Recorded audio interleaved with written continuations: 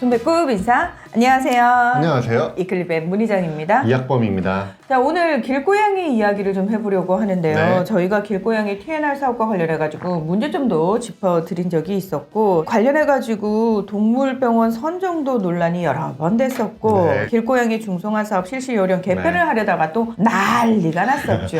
맞습니다. 이 길고양이 TNR 사업, 이제 포획을 해서 중성화를 해서 원래 있던 곳에 다시 방사하는 사업인데요. 여러 지자체에서 이제 시범 사업으로 진행이 됐었고, 2018년부터는 이제 중앙정부 주도로 본격적으로 시행이 되고 있습니다. 논란이 끊이지를 않아요. 저희가 위클립의 258회에서 그 실시 요령 개편 논란을 좀 짚어드린 적이 있는데요. 그 당시 수의사의 판단 아래 2kg 미만의 어린 개체들 그리고 수유묘 중성화를 좀 허용하겠다라고 했다가 캣맘들이 동물 말살 정책이라고 비판을 하면서 난리가 난 적이 있습니다. 당시에 캣맘분들이 정말 대대적으로 분노를 했었던 그 네. 기억이 나는데, 정부가 이렇게 캣맘분들의 이야기를 좀 받아들이다 보니까 또 정작 수의사 단체에서는 아니 왜 동물 의료 전문가인 수의사의 이야기는 듣지 않느냐 이런 불만이 있었거든요. 아이고, TNR 사업 사실 저희가 정말 중요하고 좋은 사업이다라는 건 알고 있지만 네. 여러 가지 논란들이 굉장히 많은데, 자 그러면 먼저 지금까지 TNR 사업 얼마나 잘 진행이 돼 왔는지 그거부터 좀 살펴볼 필요가 있을 것 같아요. 농식품부 자료인데요. 2018년부터 본격적으로 시행한 뒤에 2022년까지 약 35만 7천여 마리를 중성화 수술을 했습니다. 네. 이제 매년 중성화 수술하는 개체가 늘어나고 있는데요. 그러다 보니까 투입되는 예산도 이제 매년 증가하고 있어서요. 그렇죠. 2022년에는 120억 원 이상이 투입이 됐으니까 적은 돈은 사실 아니고요. 맞습니다. 여기에 또 지자체가 자체적으로 하는 TNR 사업도 많아요. 그래서 서울시 등 12개 지자체는 이제 자체 예산으로 TNR 사업을 하면서 그 5년간 9만 3천여 마리를 중성화 수술을 했습니다. 사실 숫자 자체도 적지가 않고, 네. 아 이제 길고양이 TNR 사업은 거의 자리가 딱 잡혔구나 이 느낌이 들어요. 실제 이제 효과가 그럼 얼마나 있느냐, 이것도 이제 이번에 발표를 했는데요. 농식품부 발표에 따르면 7대 특 광역시를 조사를 해봤더니 길고양이 개체수가 1제곱킬로미터당 2020년에는 273마리였는데 2022년에는 233마리로 줄었다. 그리고 잠요의 비율도 29.7%에서 19.6으로 줄었다. 어느 정도 효과가 있다, 뭐 이런 식으로 얘기를 했고요. 네. 서울시가 되게 열심히 하고 있는데요. 서울시는 TNR 사업을 2008년부터 했어요. 효과가 있는지 분석하기 위해서 2013년부터 경년으로 길고양이 서식 현황 모니터링을 합니다. 서울시가 자체적으로요. 그래서 2013년에 25만 마리였는데 2019년에는 11만 6천 마리로 절반 이상 줄었다라고 서울시가 발표한 적도 있습니다. 그래서 이제 정부 지자체 발표만 보면은 효과가 있는 거죠. 저는 실제로 어떻게 이 효과를 체감하냐면은, 주변에 계신 분들, 일반 이제 시민들의 길고양이에 대한 불만이 많이 줄었어요. 네.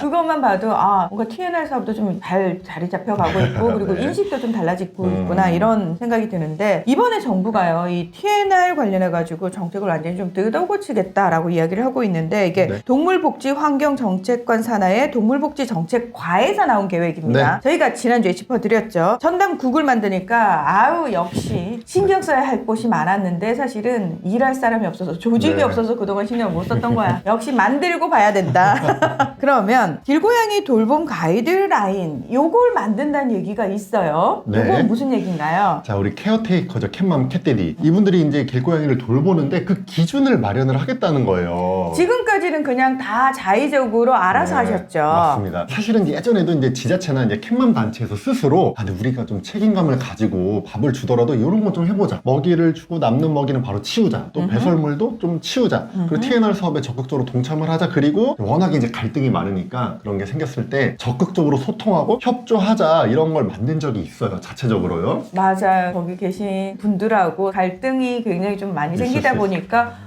오죽하면 자체적으로 이런 것들이 나왔어요. 맞습니다. 예. 그거를 이제 중앙 정부 차원에서 아예 가이드라인으로 만들겠다고 보시면 됩니다. 근데 보니까 일본이나 영국도 네. 이런 돌봄 기준이 있어요. 네. 사실 우리도 그렇게 조금 납득할 만한 기준을 세우고 캣맘 분들이 좀 잘 지켜주시면은 아 이런 갈등 좀 줄어들지 않을까 싶은데, 맞습니다. 그리고 중성화 수술 가이드라인도 마련한다라는 얘기가 있어요. 네, 이 부분도 이제 엄청 논란인데, 중성화 수술을 할 때 어떤 뭐 봉합사를 쓰냐, 어떤 약을 쓰냐, 어떤 방법으로 수술하냐, 이런 논란이 여러 번 된 적이 많아요. 그래서 아예 2019년에 부산에서는 이 TNR 사업에 사용하는 항생제가 논란이 돼가지고 아예 공청회까지 연 적도 있습니다. 저희는 그냥 수의사 선생님들이 다 동일한 방법이나 동일한 걸 사용하실 줄 알았더니 그건 아니었어요. 네. 사실은 그러다 보니까 이제 논란이 조금 있었던 건데 정부가 가이드라인을 만들어가지고 수술 방법이라든지 네. 수술 후에 처치와 관련돼서 이런 기준을 확실하게 좀 잡아주면은 이런 부분과 관련된 논란도 좀 줄지 않을까 싶은데 맞아요. 자, 미국과 영국 같은 경우에는 이미 수의사회가 만든 중성화 수술 가이드라인을 활용하고 있으니까 우리가 이제 요거를 좀 참고하면 좋을 것 같고요. 그리고 TNR 사업 참여 동물병원 선정 방식도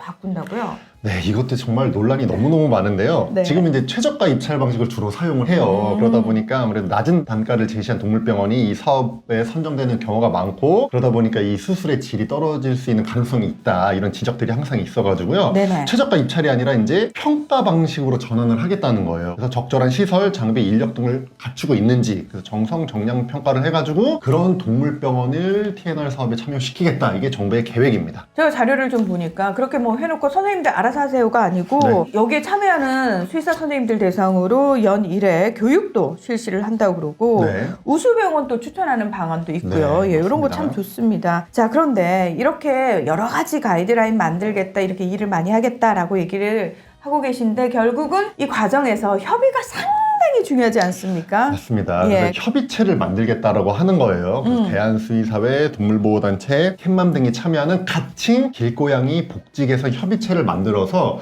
지금 다양한 이견들이 있잖아요. 이걸 네. 좀 좁혀가겠다라는 게 정부의 계획인데, 영국에 더 캣 그룹이라고 하는 협의체가 있어요. 네. 이게 이제 롤 모델입니다. 좀 잘 이게 네. 협의가 폭넓게 돼가지고 그리고 다양한 시각에서 또 여러 가지 좋은 의견들 좀 많이 들어와가지고 우리 길고양이들도 행복했으면 좋겠고요. 우리 길고양이들로 인해서 일반 시민들도 좀 행복해지는 그런 사회가 됐으면 좋겠습니다. 네. 저는 길고양이를 사랑합니다. 네. 오늘 위클리벳은 여기서 마무리하겠습니다. 함께해 주셔서 고맙습니다. 감사합니다.